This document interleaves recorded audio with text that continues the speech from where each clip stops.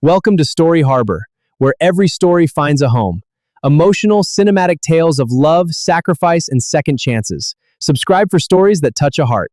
What happens when America's most beloved icon walks into a studio expecting warmth, and instead finds quiet condescension, thinly veiled mockery, and a host who mistakes arrogance for authority? This isn't a story about shouting. It's a story about restraint, about dignity, and about the moment even the kindest person alive decides, enough. What unfolded on The View that morning would end with stunned silence, a broken rhythm, and a walk-off no one saw coming. The studio looked exactly as it always did in wintertime. Soft golden lights, a carefully arranged holiday backdrop, candles glowing behind the glass desk, wreaths framing the windows, and the unmistakable warmth that The View liked to project, especially this time of year. It was designed to feel safe, inviting, friendly. Dolly Parton noticed all of it the moment she stepped onto the set. She wore black sequins that caught the light without shouting for attention, her blonde hair styled just enough to be unmistakably Dolly, but softer than the stage persona people expected. She waved to the audience, that familiar smile instantly pulling applause from every corner of the room. Joy Behar watched her closely, not smiling, not frowning, just watching. Whoopi Goldberg leaned forward first, as she usually did, grounding the moment. "Please welcome the one and only Dolly Parton." The applause swelled again. Dolly nodded, placed a hand briefly over her heart, and sat down, folding her hands neatly on the table. 2. The View mug sat between her and Joy, ceramic barriers in a conversation that hadn't yet begun. "Thank you for having me," Dolly said warmly. "It's good to be here." Her voice was gentle, familiar, disarming. For the first few minutes, everything followed the script. Whoopi asked about Dolly's latest music project. Another host mentioned her literacy work.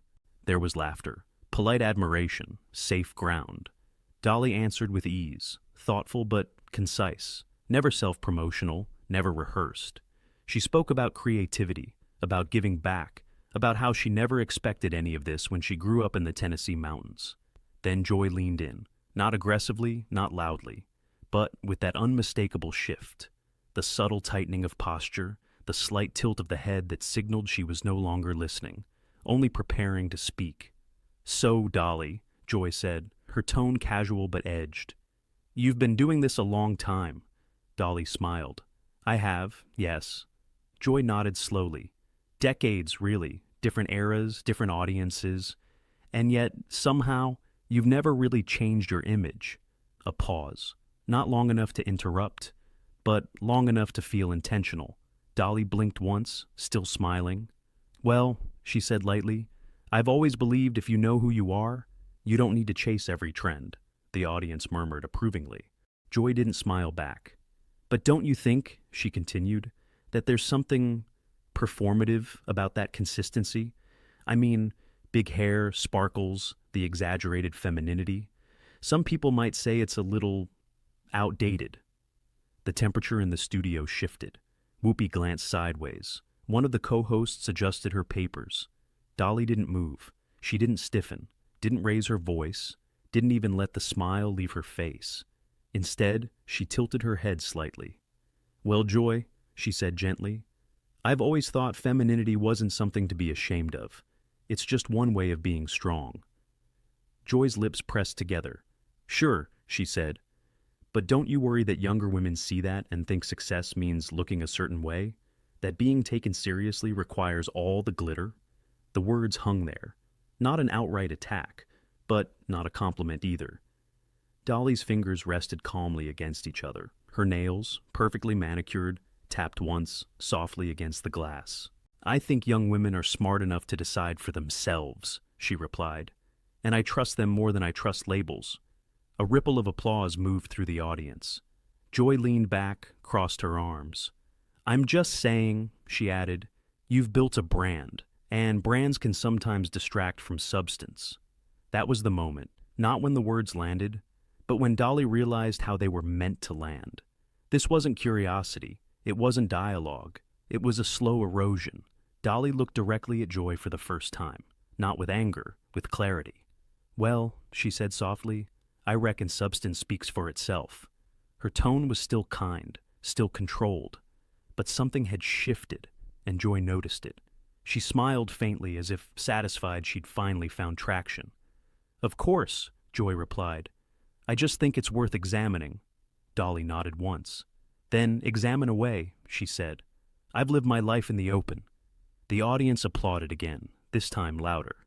Joy didn't join in. She only adjusted her mug, eyes fixed on Dolly, as if already planning what to say next. And Dolly, still smiling, still composed, had no idea yet that this was only the beginning.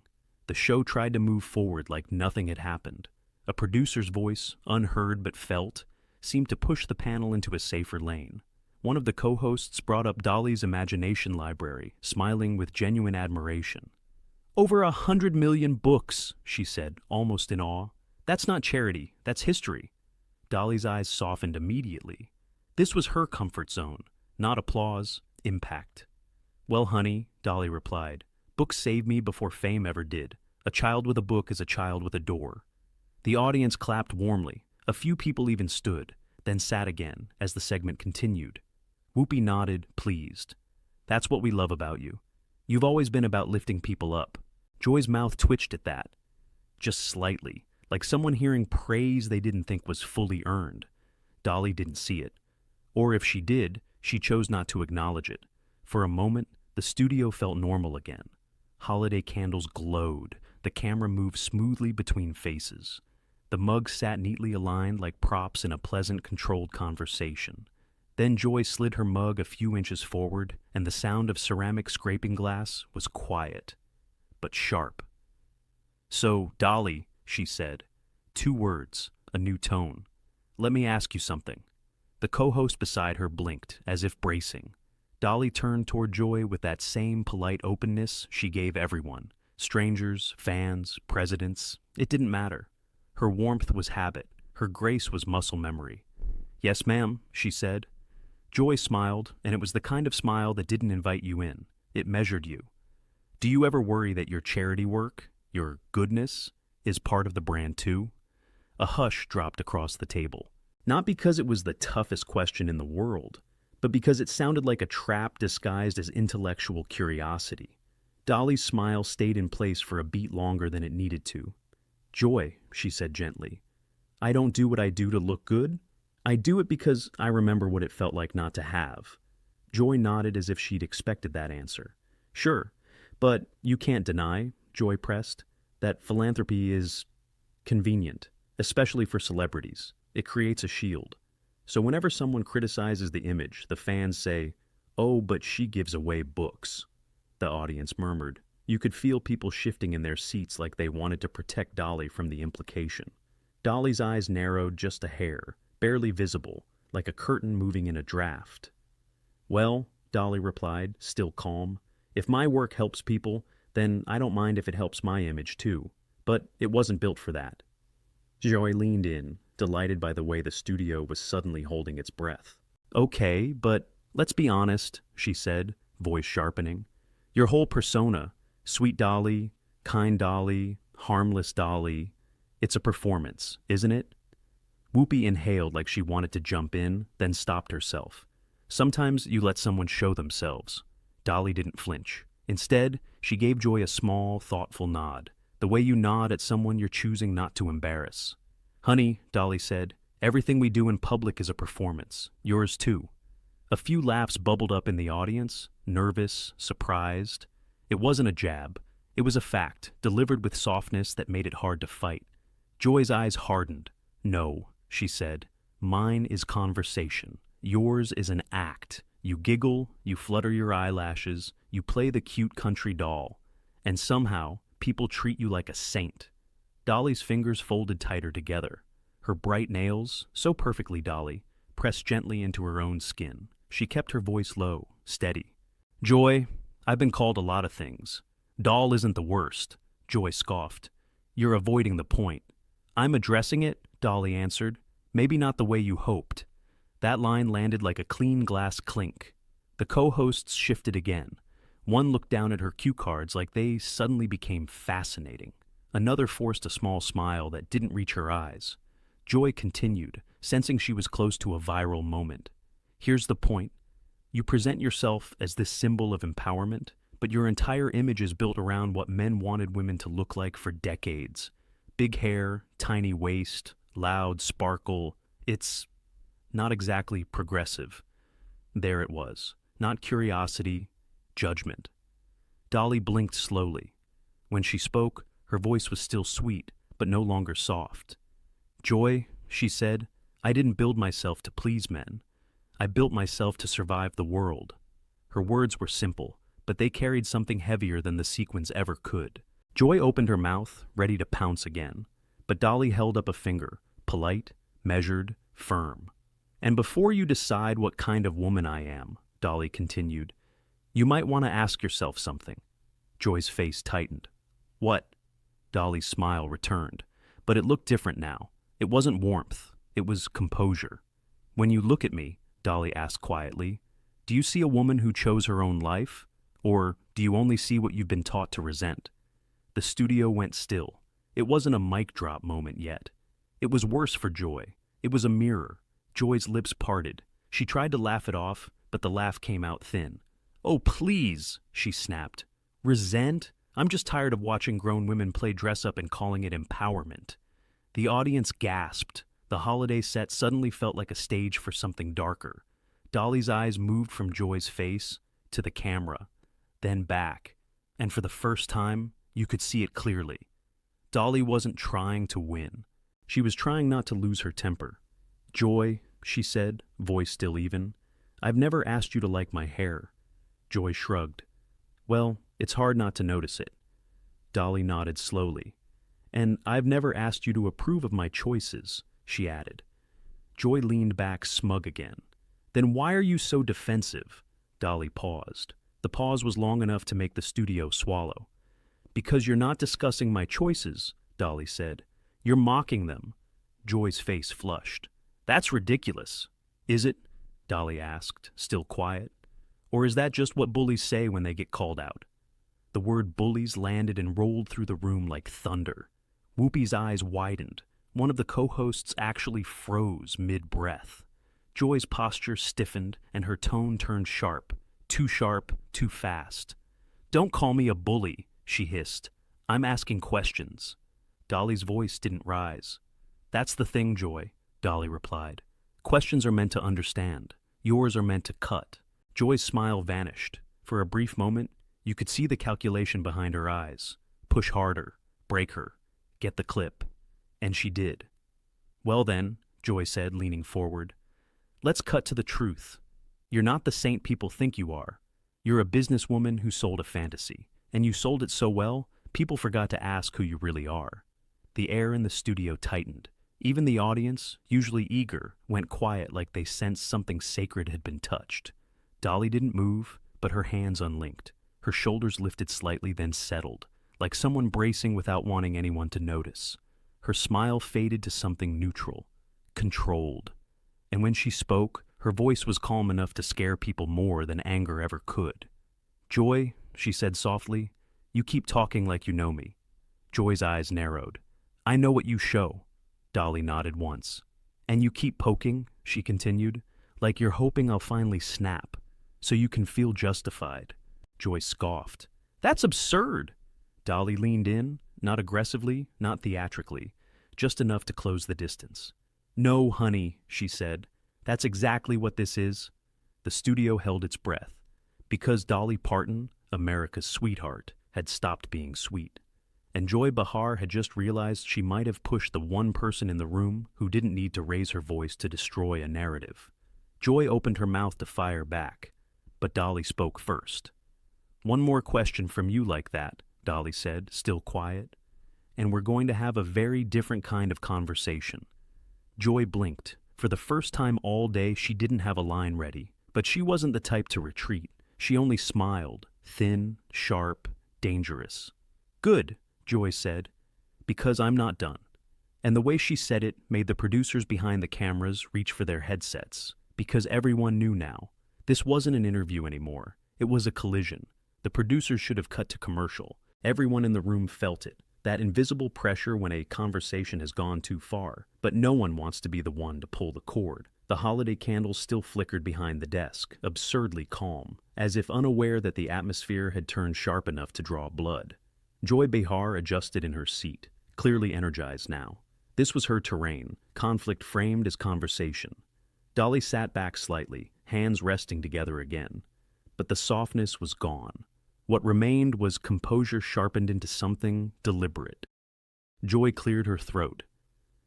"You know," she said, feigning reflection, "people love to protect you, Dolly. That's fascinating to me. You say one sweet thing, and the audience applauds like you've solved world peace." A few uncomfortable laughs scattered through the studio. Dolly didn't react.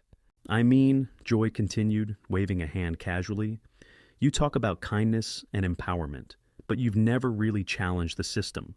You benefited from it. You played into it. That's not bravery, that's marketing." The word marketing hung heavy. Whoopi shifted forward.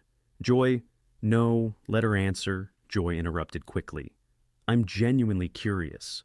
The lie in that sentence was obvious to everyone, except Joy herself. Dolly inhaled slowly through her nose. It wasn't dramatic, it wasn't visible, but it was the kind of breath you take when you're deciding whether to keep the peace or finally speak the truth. "I've challenged plenty," Dolly said calmly. "Just not the way you seem to prefer." "Oh?"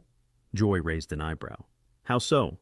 Dolly turned her head slightly toward the audience before answering, not for approval, but for grounding. "I challenge poverty by refusing to stay poor," she said.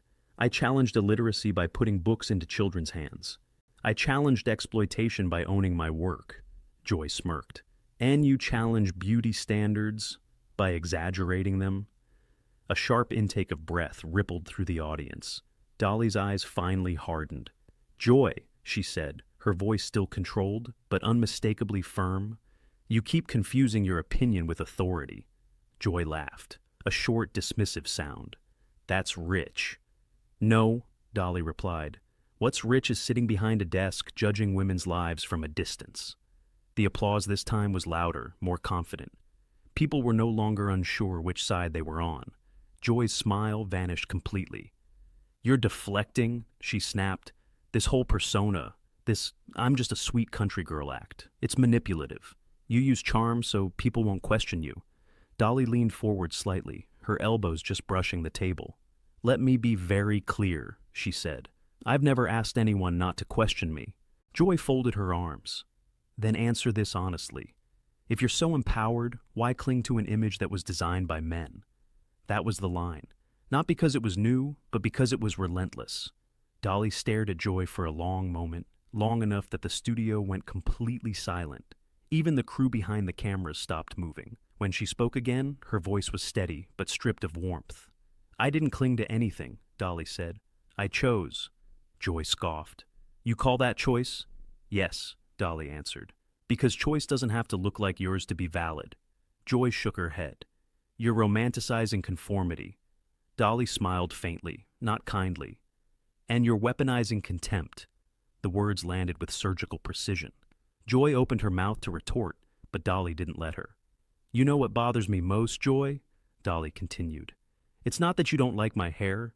It's not that you don't respect my work." Joy rolled her eyes.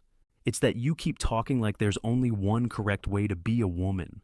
And surprise, it just happens to look like you." The studio erupted. Applause broke out before anyone could stop it. A few people even stood. Whoopi exhaled sharply, half impressed, half alarmed. Joy's face flushed crimson. "That's absurd," she snapped. "You're projecting." "No," Dolly said quietly. "I'm observing." Joy leaned forward now, voice raised, irritation bleeding through her words. "I'm tired of women like you getting a free pass because you smile and donate money. You don't get to avoid scrutiny just because people find you likable." Dolly nodded slowly. "And you don't get to disguise hostility as scrutiny just because you enjoy tearing people down." Joy's jaw tightened. "That's insulting." Dolly met her gaze without blinking. "So is being called a cartoon. So is being reduced to my appearance. So is having my life's work dismissed as a costume." The room was electric now. This wasn't daytime TV anymore. This was a reckoning. Joy raised her voice further. "You want honesty? Fine. I think your whole image infantilizes women. I think it tells them they need to be cute to be accepted, and I think it's irresponsible. The silence afterward was brutal. Dolly's expression didn't change, but something behind her eyes did. She straightened her jacket slowly, deliberately. "You don't get to tell women what empowers them," Dolly said, each word measured. "Not you, not me, no one." Joy laughed bitterly. "Spare me the lecture." Dolly's voice dropped lower. "This isn't a lecture," she said. "This is a boundary." Joy blinked. "For the last 20 minutes, Dolly continued, you've talked at me, not with me. You've mocked my appearance, questioned my motives, and dismissed my choices." Joy opened her mouth, but Dolly raised a hand, not to silence her, but to stop the spiral. "I stayed," Dolly said, "because I believed you'd eventually ask something worth answering." The words stung more than any insult. Joy's composure cracked. "You're being dramatic?" Dolly nodded once. "That's what people say when they don't like being confronted." Joy stood abruptly, chair scraping loudly against the floor. "I don't have to sit here and be accused of bullying," she snapped. "This is my show." Dolly looked at her calmly. "That," Dolly replied, "is exactly the problem." Joy froze. "This isn't your show," Dolly continued. "It's a platform, and platforms come with responsibility." Joy's voice rose to a near shout. "You don't get to lecture me about responsibility." Dolly leaned back as finally exhaling. "You're right," she said. "I don't." She paused. "But I do get to decide how I'm treated." The room went deathly quiet. Joy stared at her, stunned. Not because Dolly was angry, but because she wasn't. "I came here in good faith," Dolly said, standing now, slowly, calmly. "I answered your questions. I accepted your tone. I even gave you the benefit of the doubt." She picked up her mug, placed it gently back on the table. "But I won't stay where respect isn't mutual," Joy scoffed. "So now you're walking out?" Dolly met her eyes. "I haven't decided yet," she said, "but you're making the decision very easy." The producers were now visibly panicking behind the cameras. Headsets pressed tighter. Fingers hovered over buttons. Joy crossed her arms, defiant. "If you leave, that's on you." Dolly smiled, sadly this time. "No, honey," she replied. "That's on you." The audience erupted again, louder than before. Dolly turned slightly toward Whoopi. "Thank you for inviting me," she said sincerely. "I'm sorry it turned into this." Whoopi nodded, clearly torn. "So am I." Joy's voice cut in sharply. "We're not done?" Dolly paused at that, turned back. Looked Joy directly in the eyes. "Yes," she said quietly. "We are." And for the first time since the interview began, Joy Behar had nothing to say. Not yet. But everyone could feel it coming, because Dolly Parton hadn't walked out. Not yet. And when she finally did, it would not be quiet. Joy Behar broke the silence first. "You know what?" she said sharply. "If you can't handle tough conversation, maybe you shouldn't come on a live show." The words were loud, defensive, rushed. They didn't land the way she wanted. Dolly stood still for a moment, her back straight, her expression calm, but no longer forgiving. The audience watched in complete silence. Even the holiday lights behind them felt dimmer now. "Joy," Dolly said softly, turning back one last time. "Tough conversation isn't the same thing as disrespect." Joy rolled her eyes. "Oh, please. You're just upset because someone finally challenged you." Dolly smiled faintly. "No," she replied. "I'm upset because you confuse cruelty with courage." That did it. Joy scoffed, throwing her hands up. "Fine. Walk out. Prove my point." Dolly looked around the table, at Whoopi, at the other co-hosts, at the audience that had been holding its breath for the better part of an hour. Then she nodded. "I think I will." Gasps rippled through the studio. Dolly reached for her microphone, unclipped it carefully, and placed it on the table. Not angrily, not dramatically. Gently, like she was setting down something that no longer belonged to her. "I came here to talk about music, books, and hope," she said, her voice steady. "Not to be talked down to, not to be mocked, and not to be turned into a spectacle." She looked directly at Joy. "I wish you well," Dolly added, "but I won't stay where kindness is treated like weakness." Joy opened her mouth, too late.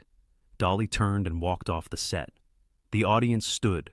Applause broke out. Loud, sustained, unmistakable. Not the polite kind, the kind that fills a room and makes it impossible to pretend nothing happened. Joy sat frozen. Whoopi cleared her throat slowly. "Well," she said carefully, "we'll be right back." But there was no going back.